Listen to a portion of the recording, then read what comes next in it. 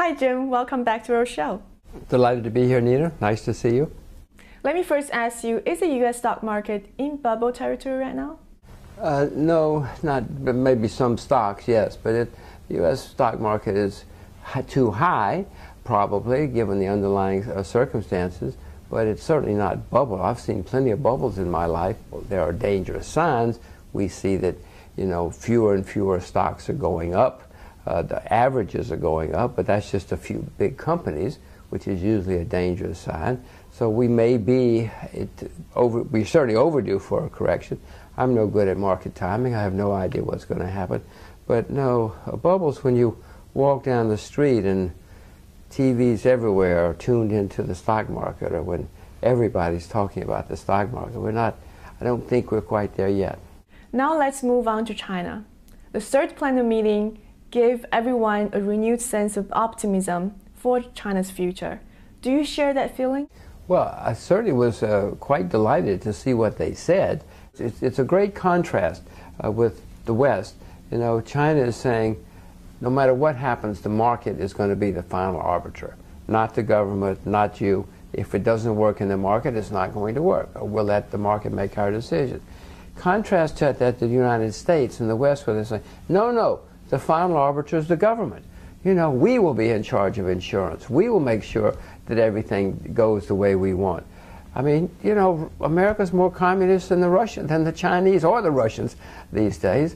That's why the world has moved to Asia. One key area of reform is the financial sector. What would you like to see in China's financial reforms, particularly the sequence of opening up the capital account, liberalizing interest rates, and also making the RMB floatable? All of the above this afternoon. At the same time. But that's the way they're doing. They've taken all these steps, opening up the currency in the past 8 years. All of these, recently they said we're going to start opening up interest rates. They do all these things slowly and do them one at a time.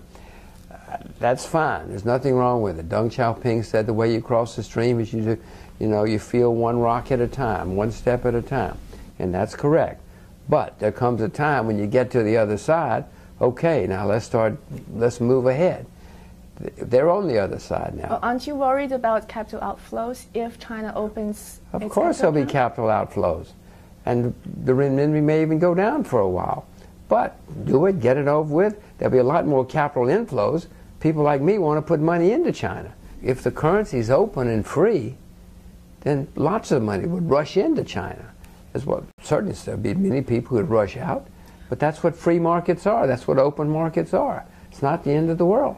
Do you see the Australians worried about it? The Japanese? The Germans? The Americans? I mean, money flows in and out of those, what is it, $4 or $5 trillion every day in the foreign currency markets? Somehow or another, the world's surviving. China will survive. Even if money goes out of China, there'll be other money that'll come into China. Are you investing in Chinese stocks nowadays? The A shares, H shares? I have never bought A shares in my life because A shares are always more expensive than B shares, H shares, ADRs, S shares. There are many kinds of shares, which is what, why? Because they have this blocked, it's like talk about distortions.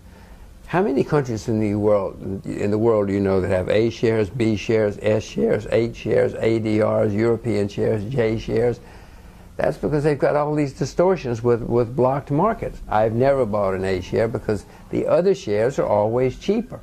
So I have been buying shares recently for the first time in several years in China, but I have not been buying A shares. Can you tell us a couple names of the companies that you're buying? One is called Holly Systems. It's a railroad, supplies the railroad industry. One of the things that China is determined to do, as one of the Chinese government officials said recently, America has more than twice as many kilometers of railroads as we do. And we're the same geographic size.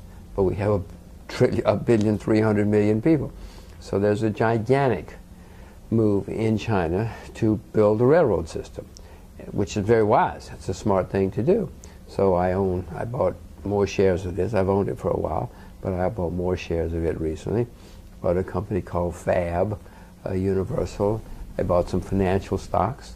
because of the opening up of the financial community. Chinese big banks? No, investment companies, investment firms. And the defense, I bought defense shares because one of the things that came out of Beijing in the last couple of weeks is we are going to continue to build up a defense capability. So I bought some defense shares as well.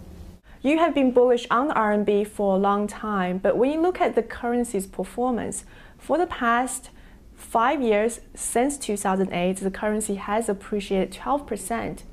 You can't really say that's a very good performance. Well, it depends on which currencies you look at. Compared to many currencies are down, and one, we presume, has earned interest on the currency during that period of time. So 12% is, I mean, you need to check your bookkeeping a little bit, because one will have earned interest in that period of time. And let's just assume it's a simple, you put it in a simple bank or a CD, you compounded your interest as well. So yes, and other currencies have not done as well. But Nina, your point is very valid. There are many things you could have invested in where you would have made a lot more money than that. But the point is the currency has continued to appreciate and will continue to appreciate. Lastly, I'd like to ask you a personal question. You've made fortune, you've also earned fame, and you've been around the world several times. Now, what continues to drive you? Well, I have a couple of little girls that are just the most wonderful thing that I can imagine. So my life now, as much as it can, revolves around my little girls. There's nobody I'd rather go to dinner with than my little girls, 5 and 10 years old. There's nobody I'd rather do much of anything with than my little girls. So my life at the moment is these 2 little girls. Jim, it's been a great pleasure having you back with us. Thank you so much. Thank you.